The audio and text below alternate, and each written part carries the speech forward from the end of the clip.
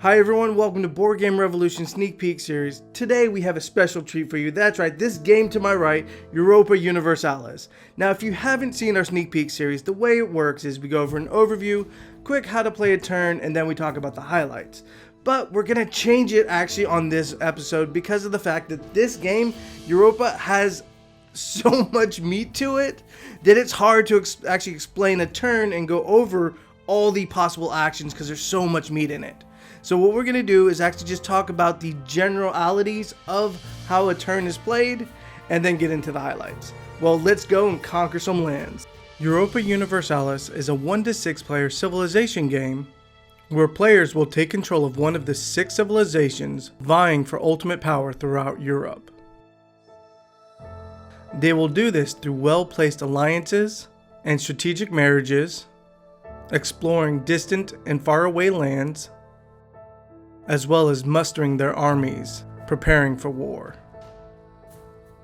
A round of Europa Universalis is played through 4 phases: draw phase, action phase, peace and rebels phase, and income and upkeep phase. In the draw phase, you will reveal the events of that round,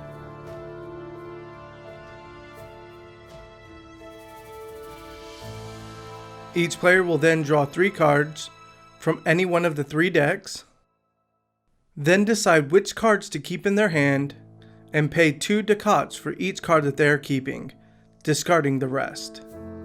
If a player finished a mission the previous round, they can now draw the next mission available from the previous mission. The action phase is the bulk of a player's turn. This is where players will decide on how to expand their civilization. To take actions, players will be required to spend monarch powers depending on the action they are taking. You have administrative, diplomatic, and military. Let's go over some general actions these powers can take. The administrative allows players to increase their civ's stability and efficiency by 1 rank. Diplomatic actions allow players to spread their influence, build allegiances, and lay claim to adjacent lands. While military powers allow players to build up and move their armies, as well as go to war with neighboring regions. Depending on the cards you have in your hand, you can spend your monarch powers to take these special actions. You will see the cost on the top left hand corner with the monarchy power in its color and any monies right below it. Or you can use these cards to hire advisors by spending the cost on the bottom right and putting it under its appropriate monarch power. These will give you benefits at the end of every round. Players can also research ideas as their action. Ideas are just like technologies in any other civilization game. You will spend the cost to claim that idea and gain 5 points if you're the first player to research it. Any other player will gain 3 points, as well as giving 2 points to those who've already researched that technology.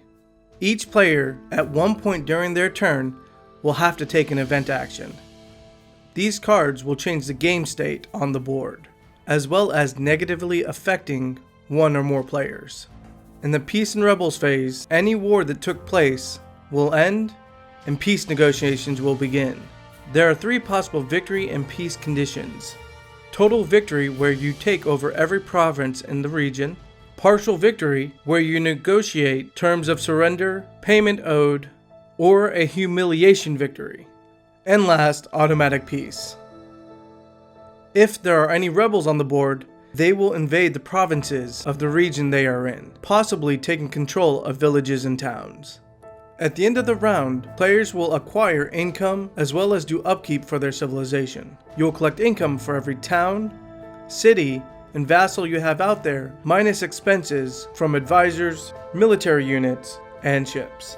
Then collect your monarch powers for each type, update your manpower, merchants, and colonists, and discard down to 5 cards. Play will continue this way until the victory conditions of the scenario are met. So why should you back Europa Universalis on Kickstarter? Well, number 1, this is an extremely heavy civilization simulation game. So this is a game when you set it up, first off, it's going to take a while to set up because there's a lot of components.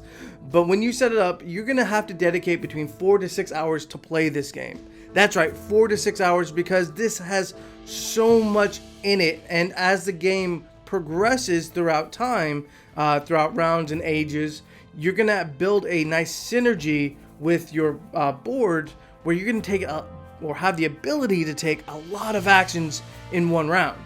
So with that being the case, it's gonna extend the game period and playtime throughout the whole entire evening. So this is a game that you're going to want to sit down with those friends that you know like games such as Twilight Imperium, the original Sid Meier's Civilization board game, or Through the Ages. This is that game that these players are going to enjoy. Number two, I just talked about it, and that's the meat of actions. That's right, there's so many different actions you can take in this game, whether it's, just spreading some influence onto a bordering region, or you're sending out your cavalry out into getting prepared to start wars, putting claims out there onto adjacent regions so you can attack without any negative effects, to even, one of my favorites is excommunicating players if you're playing the Holy Roman Empire. That's right, you can tell people or threaten to tell people, hey, you're gonna want to make this deal with me or I'll excommunicate you. Number 3, the negotiation round. That's right, if after you've done your wars, if someone has clearly lost, you now negotiate their terms of surrender. Which, if you've played games, again, such as Twilight Imperium, there's always that democracy round where you're talking to each other. So there's that in this game too. But it's more along the lines of, let's see, you've lost all of this to me. I will give you these town back for this much ducats, or I'm going to, not give you back these towns, or this is going to be complete surrender, and I'm going to take 10 of your victory points away from you, which is called a humiliation victory.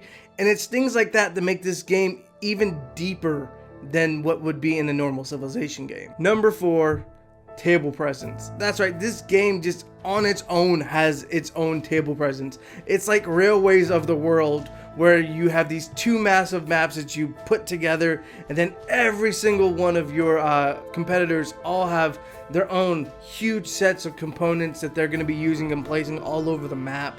I mean, you have money, you have different region tokens that you're going to be using. You have religion tokens that are, not usual in Civilization game, because it's not as deep as this game actually is, because you can change religions. You have your events. I mean, there's so much to this game that it's going to take a huge table to set it completely up in the deluxe version, but at the same time, you're gonna feel like you're actually controlling your civilization.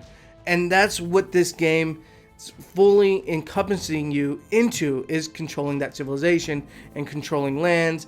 I mean, this does the Civilization genre justice. It just does. So if you like what you see here, please make sure to check out Europa Universalis on Kickstarter. My name is Marco. You guys, I'll see you later.